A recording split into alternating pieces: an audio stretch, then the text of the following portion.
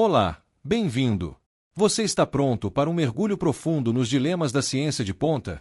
Nossa jornada o levará ao cerne da bioética e biossegurança, confrontando um estudo de caso que coloca em xeque a autonomia científica versus a dignidade humana. Preparado para questionar o conceito de progresso?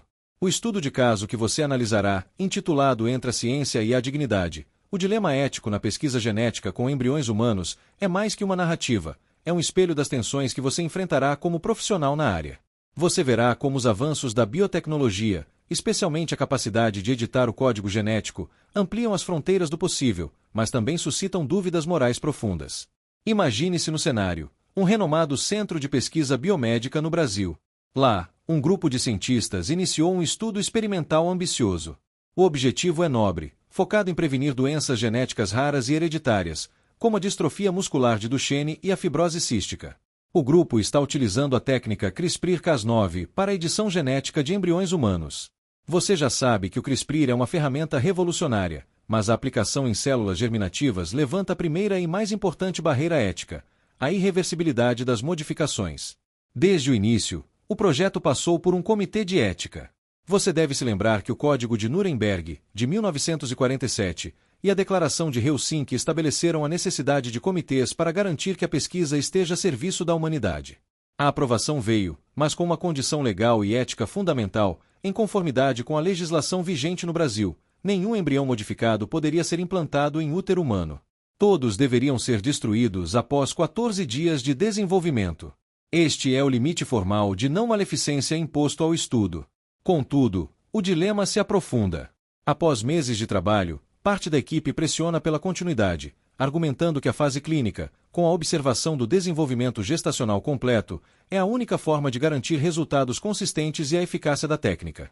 A coordenadora do estudo, reconhecida por sua postura ética rigorosa, recusa-se.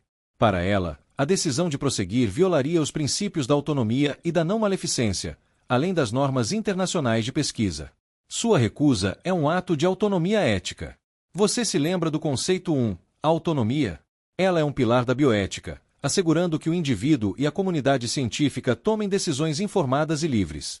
Mas, no campo da ciência, a autonomia envolve responsabilidades coletivas. No caso, a autonomia científica colide com o valor intrínseco da vida humana e o princípio da não maleficência. A coordenadora demonstra que o pesquisador autônomo não é aquele que atua sem restrições, mas o que reconhece e respeita os contornos éticos de sua liberdade. Paralelamente, a pressão aumenta. Um grupo de pais de crianças com doenças genéticas pressiona o laboratório, clamando que a interrupção da pesquisa é uma negligência diante do sofrimento humano evitável. Eles invocam o princípio da beneficência. O conceito 2, beneficência e não maleficência, é desafiado por esse paradoxo. A beneficência é a obrigação moral de promover o bem, a não maleficência, o dever de evitar causar danos. O grupo que quer avançar foca na beneficência coletiva, aliviar o sofrimento das famílias e oferecer esperança às futuras gerações. Contudo, você deve ponderar: o avanço envolve incertezas imprevisíveis, como mutações não planejadas e efeitos transgeracionais. A coordenadora atua em nome da prudência ética. Ela reconhece que a pressa em nome da beneficência poderia gerar danos irreversíveis, não apenas aos embriões manipulados, mas à credibilidade científica. A boa intenção não absolve a ação quando o bem prometido depende da violação da dignidade humana. Você deve ter em mente que a ética se mede pela proporcionalidade entre o benefício esperado e o dano possível. A não maleficência exige que toda inovação seja avaliada à luz dos riscos reais e potenciais, e não apenas das expectativas de sucesso. O debate extrapolou o laboratório, ganhando a mídia e mobilizando juristas, religiosos e a sociedade. No centro da controvérsia, você encontra o conflito entre autonomia científica, responsabilidade moral e justiça social. Chegamos ao conceito 3, a justiça, que é o princípio estruturante que desloca o foco do indivíduo para o coletivo. A justiça trata da distribuição equitativa de riscos e benefícios, mas, principalmente, das salvaguardas e dos processos decisórios legítimos. O caso da edição genética de embriões exige que você responda: quem arca com os riscos? Quem colhe os benefícios? E sob quais salvaguardas? A recusa da coordenadora é uma exigência de um processo justo, que evite atalhos morais justificados pelo sofrimento real. Vamos detalhar a justiça em suas 4 dimensões.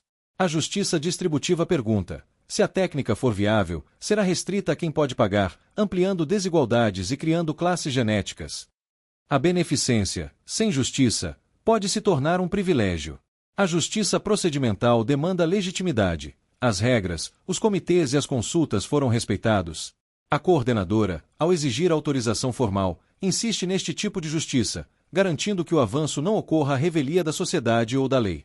A justiça de reconhecimento pede atenção a grupos vulneráveis, famílias com doenças raras, pessoas com deficiência, comunidades que temem eugenia. A ciência deve respeitar e reconhecer a dignidade de todos, e não apenas de perfis desejáveis. E a crucial justiça intergeracional, ela questiona os impactos sobre as pessoas que ainda não existem, mas que herdarão modificações irreversíveis. Sem responder a esta camada, a passagem para a fase clínica troca esperança por risco social. Você percebe que a autonomia, neste cenário, se transforma em autonomia situada. Escolhas informadas dependem de proteção contra pressões midiáticas e de linguagem acessível. A beneficência, em beneficência pública, medida pelos efeitos distributivos e simbólicos. Para que a pesquisa avance de maneira justa, o caso exige uma governança ética robusta. Não basta o compliance mínimo, você precisa de mecanismos de deliberação coletiva. Um instrumento concreto é a deliberação escalonada. Antes de qualquer fase clínica, é crucial realizar audiências públicas e painéis de cidadãos leigos, incluindo as famílias afetadas. A ciência deve prestar contas à sociedade que financiará seus riscos e benefícios. Outro é a análise de impacto ético-social, AIES. Esta matriz deve avaliar o risco técnico, o risco distributivo, acesso e preço, o risco de estigmatização e os efeitos transgeracionais. Os critérios de avançar ou parar devem ser públicos. Você também precisa de um comitê de ética ampliado. Além de especialistas biomédicos, devem estar juristas, bioeticistas, representantes de associações de pacientes e especialistas em políticas públicas, garantindo a pluralidade de visões. O caso da coordenadora se insere na tensão entre modelos bioéticos. O principialismo, com seus 4 pilares, recomendaria não avançar sem robustez na não-maleficência e na justiça procedimental. O ainda não é um ato de prudência. O utilitarismo, que busca o maior bem para o maior número, poderia justificar a fase clínica pelo ganho agregado na redução de doenças futuras. Mas cuidado! Quem define e mensura o maior bem, e qual o custo para as minorias cuja vida pode ser lida como menos útil? A deontologia lembraria você que certos limites não são negociáveis. A dignidade humana jamais pode ser instrumentalizada, mesmo diante da promessa de benefícios coletivos. O embrião humano em potencial não pode ser apenas um meio, mas deve ser respeitado como um fim. A bioética de intervenção, garrafa e porto, desloca o foco. Inovação que aumenta desigualdades ou legitima práticas eugenistas sutis não é eticamente aceitável. A coordenadora, ao priorizar o processo justo, está praticando a justiça material. O que a equipe de pesquisa, e você, precisa responder antes de qualquer passo é: quais métricas de equidade serão usadas? O desenho do estudo prevê governança pós-projeto, acesso, preço justo, ou apenas a fase experimental. O avanço precisa ser sustentável socialmente.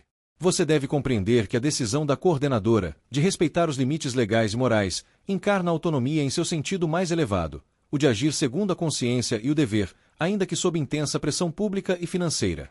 Justiça, em biotecnologia, não é caridade. É uma arquitetura institucional que impede que a promessa de cura vire privilégio e que o risco vire destino alheio.